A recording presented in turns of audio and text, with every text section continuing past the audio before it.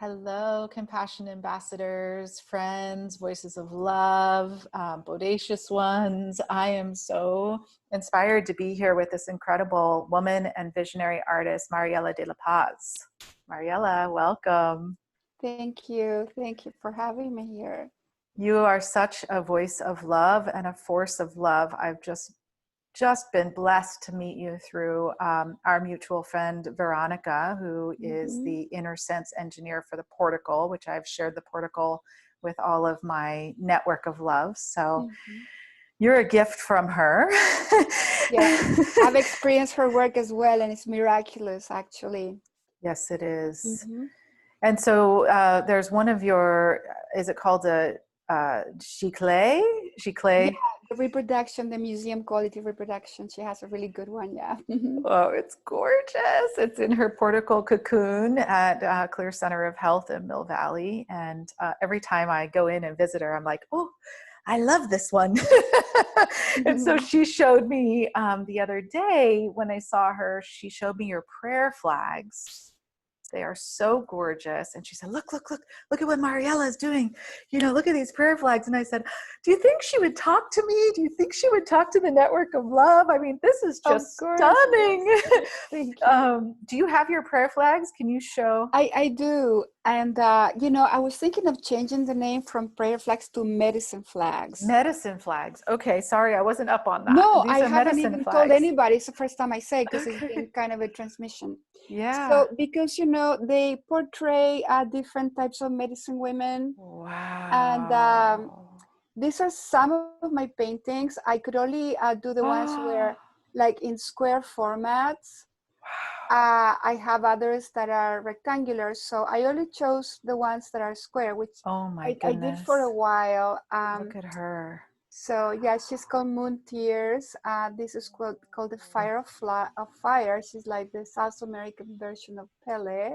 Wow. This is the one you saw at Veronica's. It's Gaia Tree.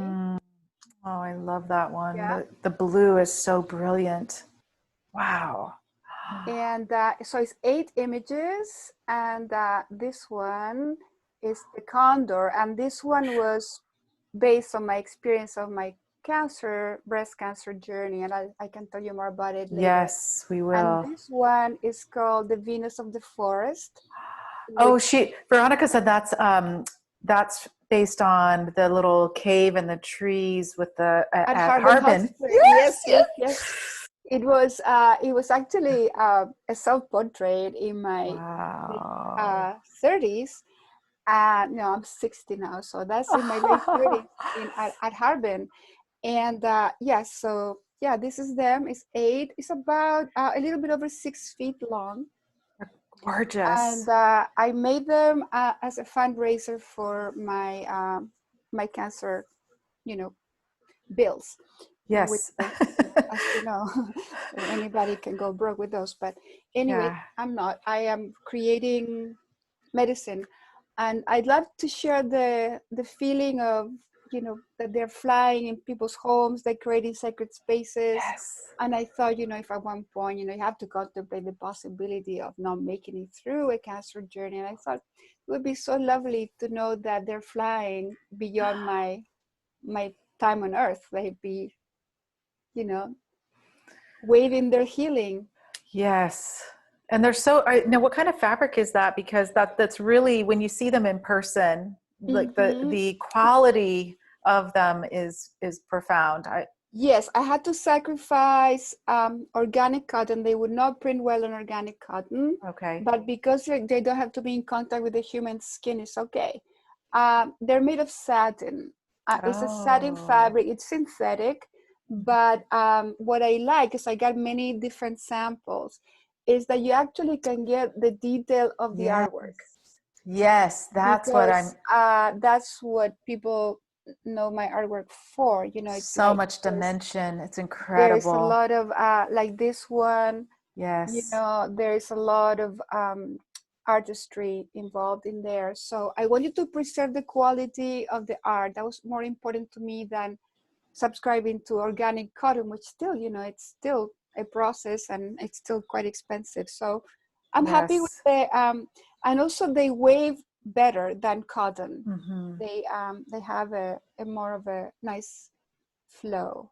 Yes, they do. And was the first thing I noticed was like there's dimension and texture, and they have like a sheen, and they're just so, well, they're like medicine themselves. I feel like beauty is medicine, Yes, you know, yes, it is. art Yeah. is sacred medicine. And so, and then Yes. when you see things blowing in the wind, I feel like there's this quality to the Mm-hmm. air element that has a medicine as well. So I was just like, Right, this is the most brilliant thing I've ever seen. They're gorgeous. right. You reminded me of something when you said beauty is medicine. You know that there is a lineage of indigenous people in Chile, and they have a very advanced language. They only had oral tradition. They didn't have any writing tradition.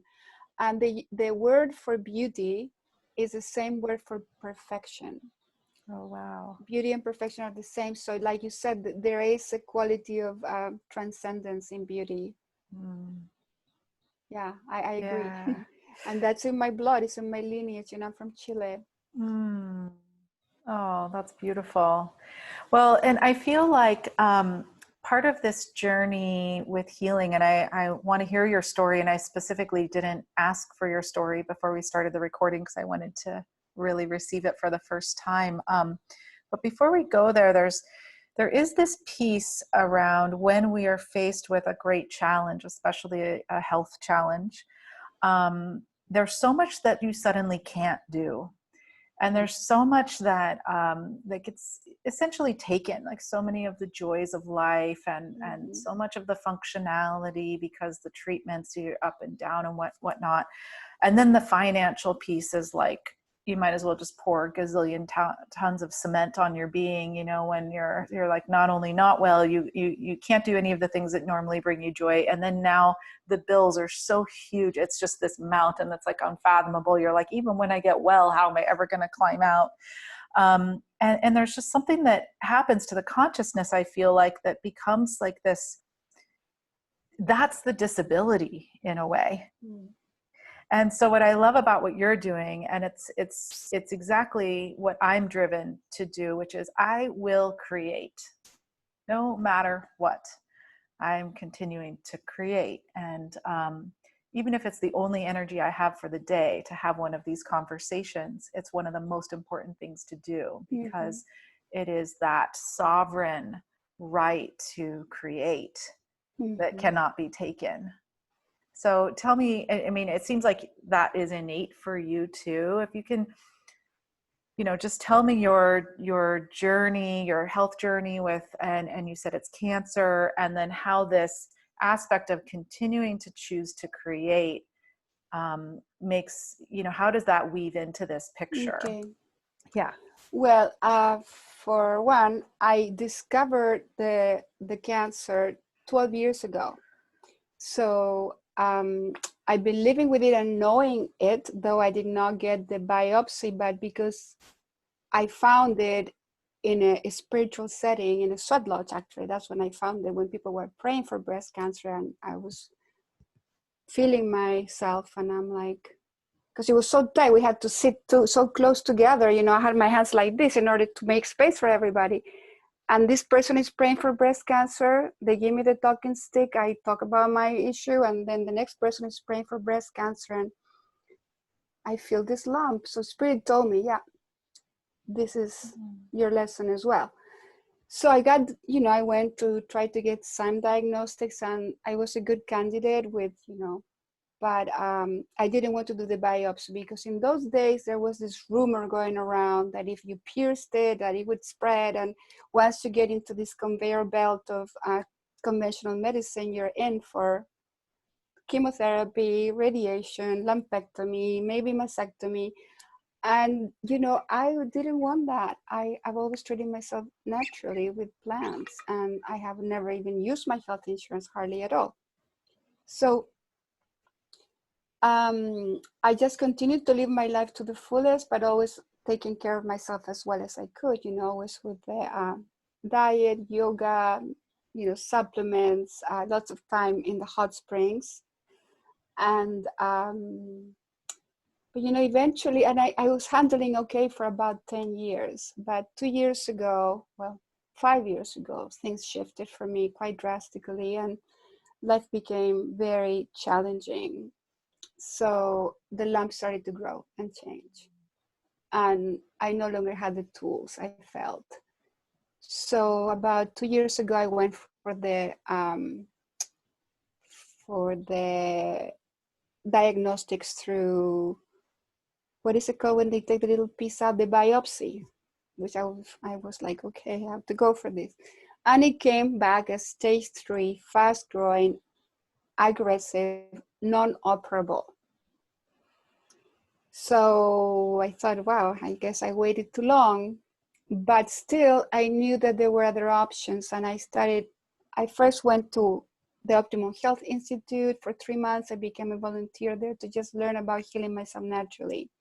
But this thing did not change. I felt good, I looked good, but the lump was still there and it was still changing and getting bigger. So the method I resorted to is plant-based, and it knocked me down for 4.5 months. I started on March 19th, and the last application was at the end of June. So it was only during those 4.5 months that I was immobilized. Prior to that, I was painting, working, gardening, selling my artwork, holding ceremonies in my home, participating abroad with other, medicine groups. But during those 4.5 months, that's when I was in what you're describing, the state of not being able to do anything.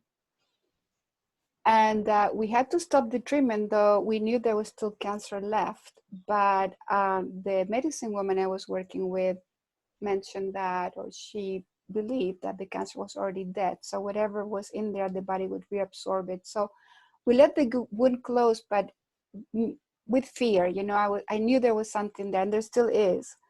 So I am on hiatus from treatments. This is a very painful treatment. It's done without anesthesia.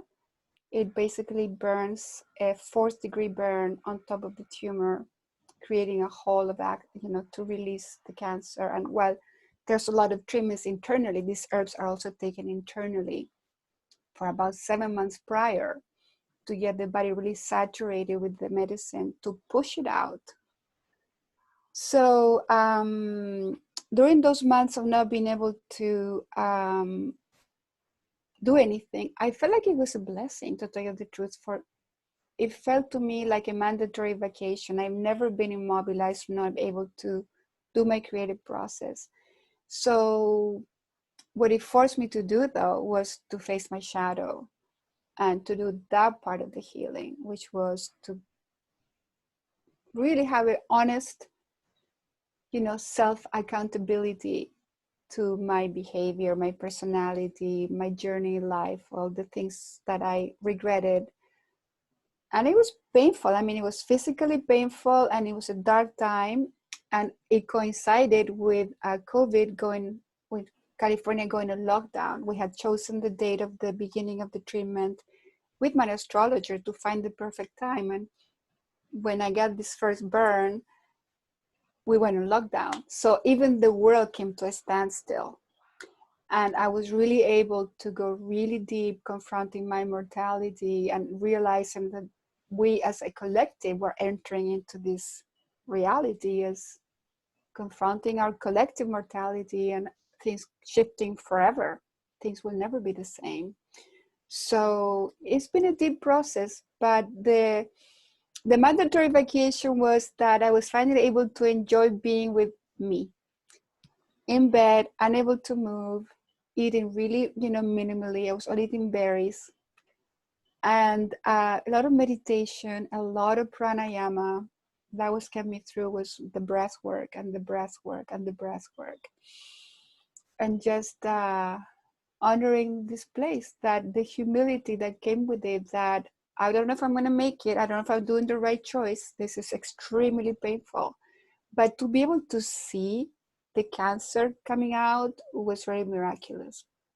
which is not what we're able to experience. When we surrender to the medical system, they knock us down. We're not present for the removal. We don't know what it was there, how difficult it was to move it out.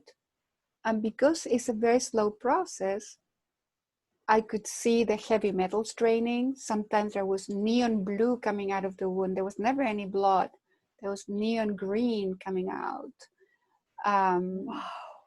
Yes. And now the tumor fell off within 2 weeks, but then there was a mass underneath that had tentacles, and we watched the tentacles drain. So I feel very grateful now. Not all cancers qualify for this method. It has to be close to the surface. Some people have done successfully liver cancer. What they do, they burn a hole near the liver somewhere, and it becomes a point of release. So it's like a release valve. They create a hole, and the liver is able to release the cancer through that hole, even though you're not piercing the liver itself.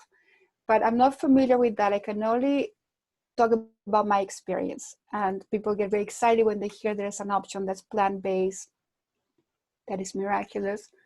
But it's only for skin cancers and for breast cancer close to the surface.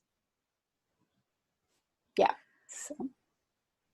I'm just in awe. I'm never, ever, I'm so glad I waited to hear your story until we were recording, because I've never heard about this treatment. Is there a name for it? Well, yes, it's called botanical surgery, and it's been around since the Middle Ages. But you know what happened was that these treatments were done by the witches in the Middle Ages. They were all burned at the stake. Right. And the reason being was, the church actually believed that God, back in the Middle Ages, that God would send this disease to help people purge their sins and to advance spiritually. So they had to suffer. So if the healer came to apply the salves and remove the cancer or the illness or anything, they would prevent the soul from advancing. So under that premise, they would burn the woman at the stake for being a witch and preventing God's work. So these recipes went into hiding for centuries. At the same time, in Native America, they were doing the same thing, removing tumors and removing with salves.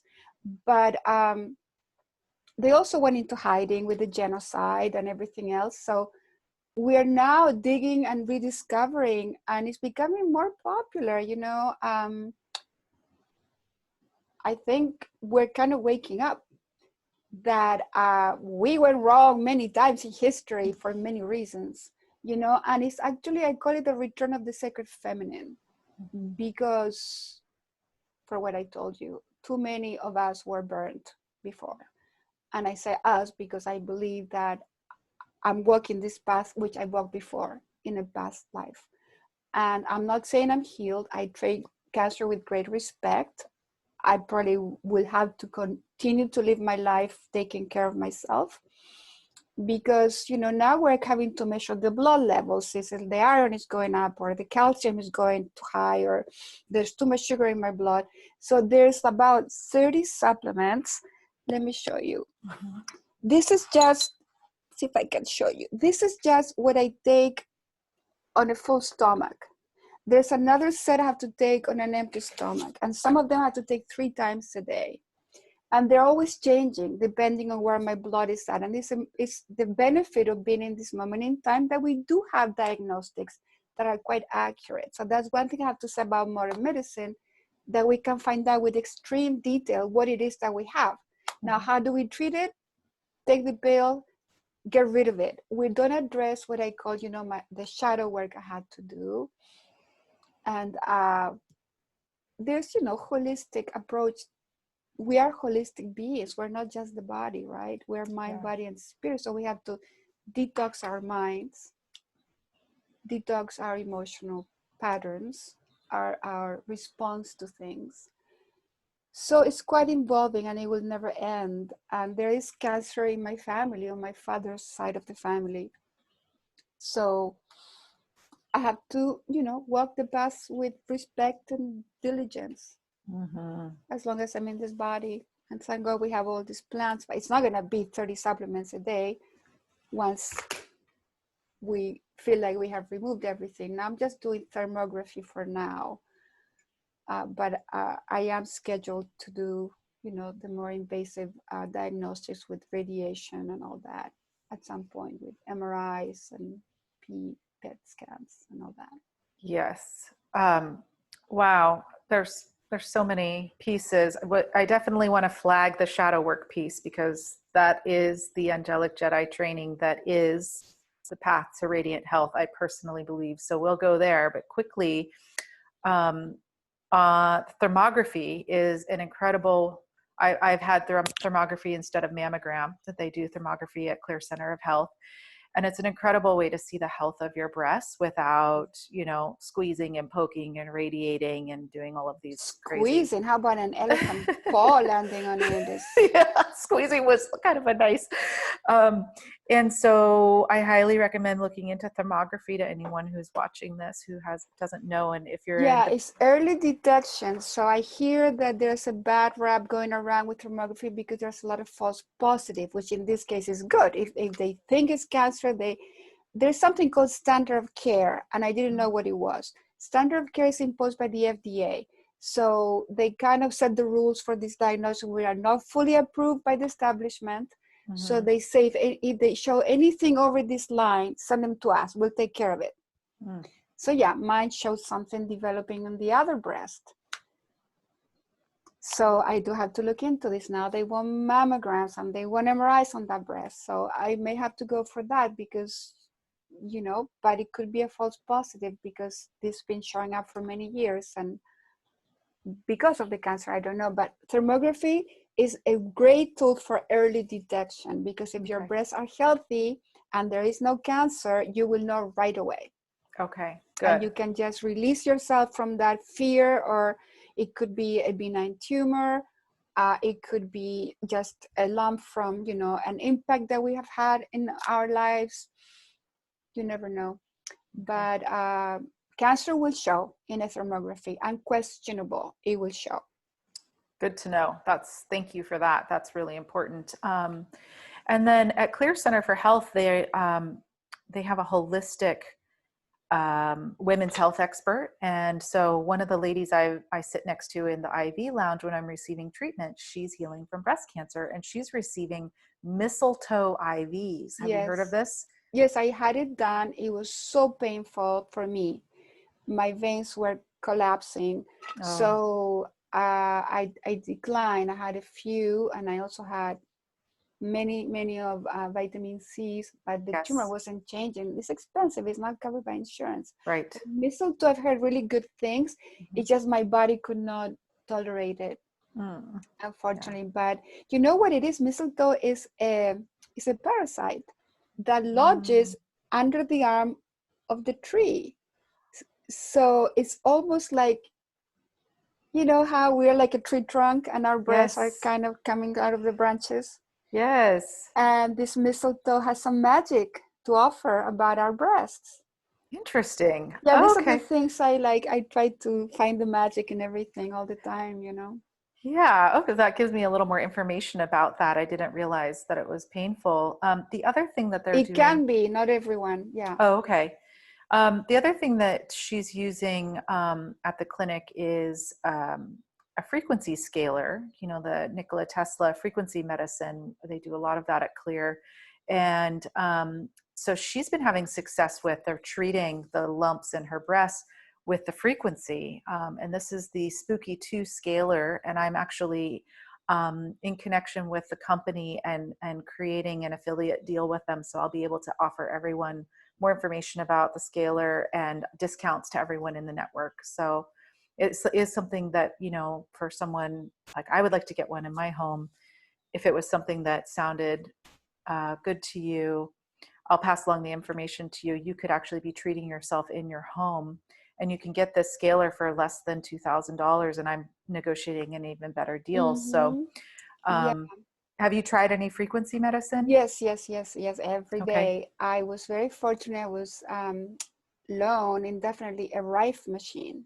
Okay, great. And Rife was one of the inventors of frequencies to heal your body through frequencies. And he has a frequency for just about any illness. So you can program the machine, manage carcinoma of the breast, and there's all these frequencies. And if you do it, every day, they said to take a break every other day, but you can also do it every day. Yes. And I believe that I've noticed a faster improvement since I've been using it. Mm-hmm. I believe in frequencies. Yeah. I believe in this study, especially because this Rife was persecuted for it, and he had documented 40 years of successful use of treating illnesses, even cancer, with these frequencies, 40 years of research. And when he tried to legalize his machine, the licenses for claiming cure for cancer are so high that only pharmaceutical companies can afford them. Yeah. So he was forever trying to legalize this machine, and he died before. Some people said he was murdered, but that's questionable. He didn't get there. So these machines are circulating around the world, and I somehow had access to one of them miraculously. That's the So network of love. That's how it happens when yes. it all moves through love. I've been finding, is somehow these things that we need, they get passed to us Exactly. There's through been this three frequency three of love. women. There's 3 women who have used them for their cancer treatments already prior to me, so that I know of. And the machine is really, really old. It's one of the old machines. The new ones are quite different. Yeah. But it works, and I love it. I'm so grateful for the frequencies. Yes, of course, we are made of frequency. Everything is frequency. And if somebody devoted their whole life to study them and heal himself and so many people, I'm down for it, of course. Absolutely. Yeah, and there's other things, Yeah, there's some mats that you can rest on that have like crystals and frequencies. There's people are now telling me that they mentioned the price within that range, $2,000. You can get small ones for $700. But yeah, there's many now, not just one type of, it wasn't just Tesla, but Rife was the exactly. precursor. Yeah. Yes, and I think that this particular one that they're using at the clinic, which I have experience with and I love it. It is the right frequencies, and also you're able to pump frequency into your home space, your sacred space, and that is huge. Grounding, Schumann resonance frequencies, immune boosting frequencies. So even when you're not treating yourself, what I like about this scaler is that it can create what I call a coherent field in your space. And so, that changes everything. When you're in a coherent field, you're protected from EMFs. Your body has a frequency to entrain to. So for me, my particular health opportunity and JEDI training has to do with the nervous system and the brain. So what I've been learning so much about is that the nervous system needs something to entrain to. And so that's why the scalar is so huge for me. And, when I'm really having a hard day, I'll even go to the clinic just to sit next to the scalar.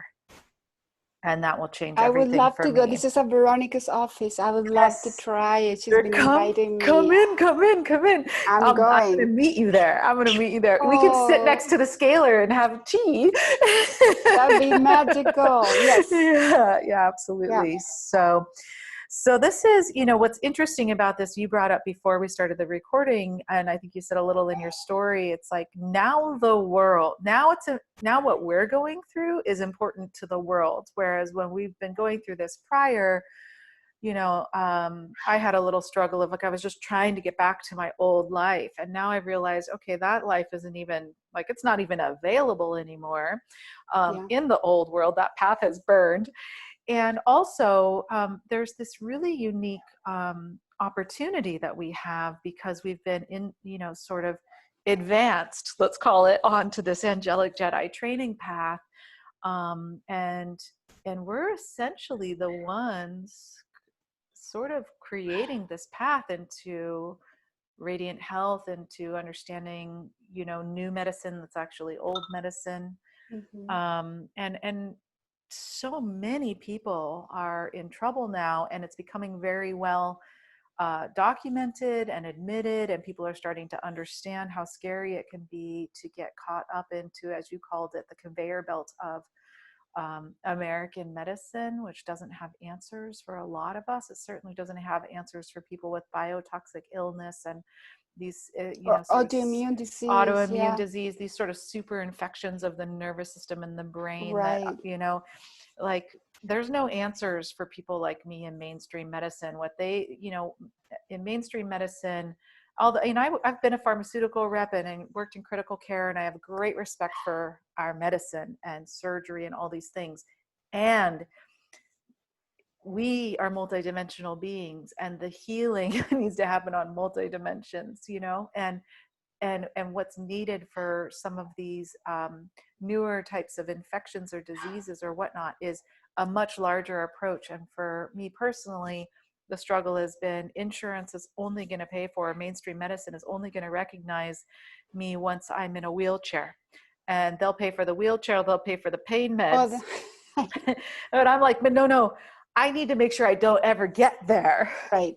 So like, and there's this massive gap, and so I've just been, I basically was like, forget it, I'm forging this path. And then I found people who are already ahead of me on the path, like Dr. McDougall and Clear Center for Health and Veronica, and now I'm finding you, and we're all, um, communicating about how to claim our radiant health, which is our birthright. Mm-hmm. So tell me, you mentioned the shadow work. I also am engaged in very intensive shadow work. I work with a shadow work sort of coach, if you want to call them that, psychotherapist, transpersonal psychotherapist, Mm-hmm. once a week. And this healing process, I think, for me, it's been a lot about learning how to die. Like our greatest fear is death, Yes. right? So Mm-hmm. it's been about learning how to die, which has to do with the death of all these aspects of self that are blocking our health. You spoke a little bit about that in your 4 months that you were in bed and facing yourself. Do you have any additional things to say about that part, about this facing your own mortality, learning how to allow the what's in the shadows to surface and then to sort of die? I think I would separate the facing the mortality from what I call shadow work. Okay. Well, facing our mortality, of course, is the big fear that we've had since we found out we were going to die when you were kids. Like where I was driving my kid to school when he was 4 years old. He asked me about death, and we had this conversation. You mean it could happen anytime? And we don't know when and why? Yeah, it could happen now. It could happen right now. It could happen in 90 years. We don't know, but we have an expiration there, and it's like the biggest revelation of all when we know we have an expiration. When we're kids, we're having fun, playing with our friends, and then you see an old person dying, or you see an old person decrepit, falling apart, and you go, wow, is that where we're heading, all of us? Yeah. So that is a fear that we have to, at one point, really face. For one reason or another, we lose somebody we love, or we ourselves are confronted with a terminal illness or potentially terminal illness. But shadow work for me was doing very serious introspective work, taking responsibility for not listening to that inner wisdom where we betrayed ourselves, and without a punitive attitude, like feeling guilty or shame. No, it's like, yes, this was my life, and this is what I did back then, whether it was ignorance or arrogance. This is how I behaved, and this is how I acted. Now, is this who I really am? Is this how I want to continue to be? Do I see the hurt that it caused in me or others? So that's what I call shadow work, confronting the dark side we don't want to admit. Like, we over-identify ourselves with, oh, I'm a painter, I'm a Latin American woman, I'm a mother, whatever, But those are just labels, we're all in this human journey, and it comes down to that we're born, we have this life experience, and then we have to check out. And some people choose to take their own lives because it gets to be too painful to be in this physical dense struggle. For some people it's a struggle, for other people it's bliss, bliss. I mean, I believe that all of us have experienced pain or will experience loss at some point, but you can see some people have a really magnificent, glorious life, and they don't seem to be touched by deep suffering. But that all ended all of a sudden. That whoever believed that that was their reality no longer is, because there's too many of us going through this, uh, moment of facing mortality, whether it's that somebody could get COVID or had COVID and died, or there's a virus. People were denying that it was just a fabrication because of the politics and the economy. No, people are dying of this virus. It's been, it's documented. We know it's real. And the whole world had to stop for a moment. And it was a beautiful pause, and that some of us took it as a great opportunity to recreate ourselves and to be more aligned with your deepest truth. What is it that I want to contribute with in this journey together while I'm here in this physical body? What would I like to see happen? How can I make that happen? Who are my allies?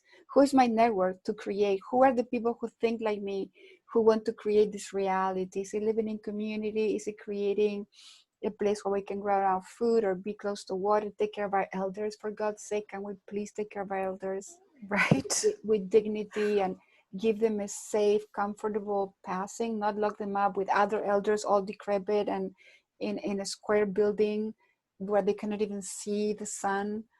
I don't want that.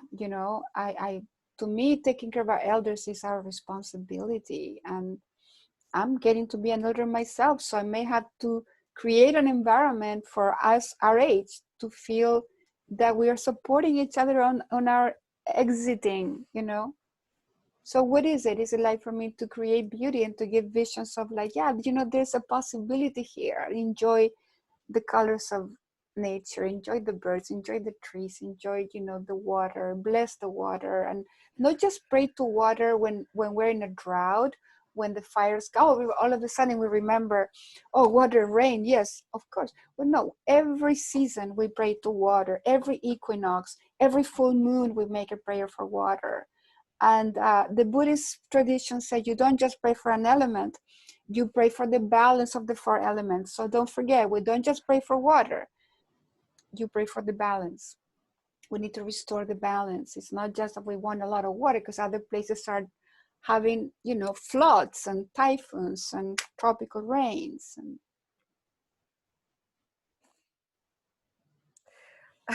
Thank you. I was in a rant. I don't know where I went, but Thank you. Mm.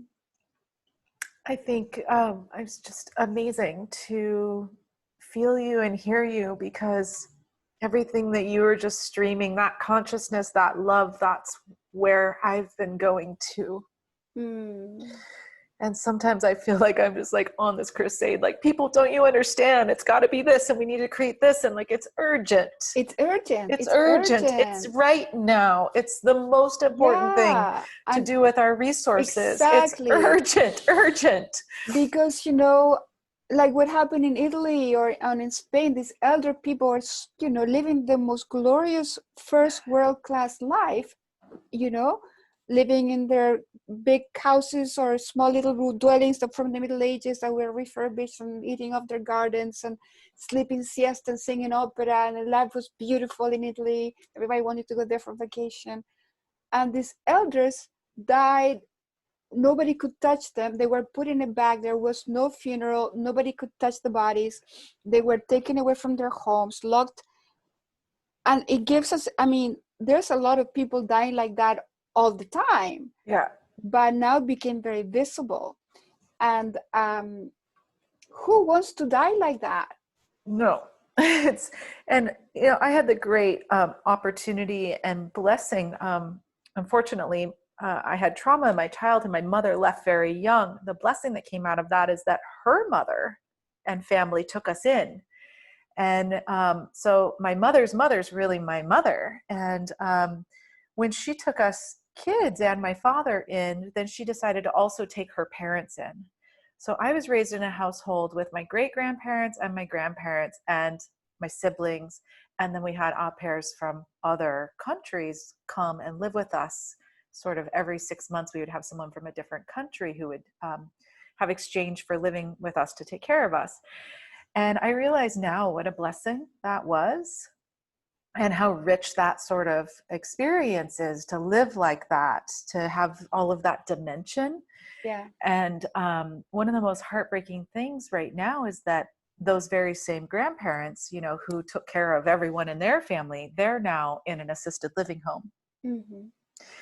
And so, and I can't, they're in Kentucky. So, and I can't travel that far for many reasons. Mainly, I just don't have the energy to, and I can't go that far from my doctor right now. But, it's like, I just feel so frustrated that they're there, like locked up. I know. I mean, at least we have Zoom, but Yeah. my grandfather is going to be passing soon. And it's like, I'm just like, I can't. How could we not be together right now? Like, Right. it's breaking my heart because it's like this time in their life, and so Yeah. I meet with her on Zoom, and I record the conversations, and I'm having her tell me all of her stories of their love story. And it's really one of the greatest gifts of life is like experiencing our elders, like you said, and just having that dimension to our experience, because part of not only the way that we're living right now, our elders are getting locked up, but then we're only socializing with people of our whatever. It's almost like clicking with your age group, and there's no dimension. It would be like, so what I love about your art is the dimension. And so like life is art, right? We need those layers of those dimensions. And well, the creators, by far the best and most incredible, wild, crazy artists of all, right? I know. I just went on a tangent. Who could ever come up with this creation? Yeah. So I want to invite you, and we'll wrap up the recording because I know we've been talking, for almost an hour now, which is such a gift, and I'm so grateful. Sweet. One of the things, thank you. One of the gifts that's being created out of the network of love, and a mission that I'm seeing, and I'm hearing, and beginning to form. I'm calling it the Lighthouse Project. And in this Lighthouse Project mission, I want to, and will be, creating coherent fields where we'll be utilizing frequency to create an energetically coherent field, but also utilizing all of these different modalities to keep our bodies healthy in a world that is now becoming so overly biotoxic. And I love the idea of them bringing in this dimension of how we care for our elders and how we care for the little ones, and starting to return to more of a village type of a lifestyle. And it's really part of this Lighthouse Project that hadn't fully landed yet. And when you were talking, I realized, oh, this is part of it. This is lighthouse living. Right. Yes. So, and the elders thrive when the little ones visit. So yes, the children and the elders are very compatible, So good. Yeah. I know, like today I woke up in so much pain in my spine. So if I was alone just with me and my to-do list and my pain today, it would have been a much worse day. But a dear friend of mine needed someone to be with her little one. And so I'm here at her house with her little one. And because he needs me, and because he's so active, I'm having a very different day. It's like I receive energy from him. I receive his hugs and his love, his hugs. He's making me laugh. I'm Oh, it's, that's sweet. you know, and my grandma said to me, well, are you sure you have the energy to babysit? And I was like, it's not that I really have the energy to babysit, because that's probably true. I don't necessarily have the energy. However, because of the love between us, Yeah, and it's only one, right? So and you it's have only one. one-on-one is very different than having two or three, right? Right. And You're so, having a relationship with this being that is all love and and he's all love, and he's so wild. He's wild. open, Oh, this wide is open. so wide open, and he's just throwing things everywhere. And I'm like on the couch, just laughing, saying, Yeah, okay, I well. know. I miss that. I miss that so much. And that's what our elders need. And I think Yeah, that I that's, need it. I need it. I just yeah. need that. Yes, I love little children and teenagers. And I also especially like the difficult, I used to teach middle school on purpose because Oh, yeah. that is really, really the most difficult time, when you're beginning to get the hormones, but you're not there yet and everything is crazy. Yeah, the Yeah. transition. Yeah, Yeah. well, thank you so much. Thank you. So what's It's your been, website? And people, it's where my can, name. It's okay. marieladelapaz.com. Uh-huh. And some of my art is there, or most of my bigger pieces, especially there's a series called Women of the Earth, which is the one Mm, that I have, showed you. Most of them are the Women of the Earth. Yeah, in the prayer flags is the Women mm, of the Earth series. mm, But I have, I'm going to be posting on Instagram. I'm not there yet, but I'm creating this link so people can donate through PayPal. I cannot be selling much right now, so I was telling you, for all these technicalities of being on disability and all that. So mhm, got to be careful, but I can receive donations for my artwork, and I'm happy to send. I can send anywhere in the world. I have everything mhm, lined up. I've been doing this for years.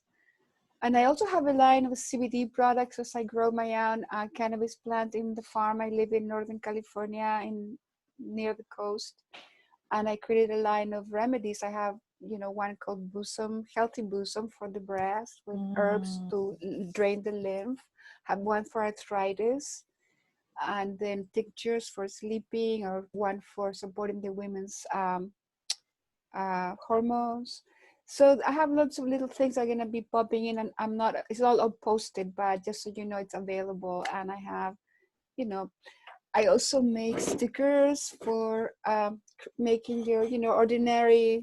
oh, that's the one that I have on my altar, because you sent me Um, cards. You also have cards. yeah, so I make just any received ordinary those. items sacred, Yes.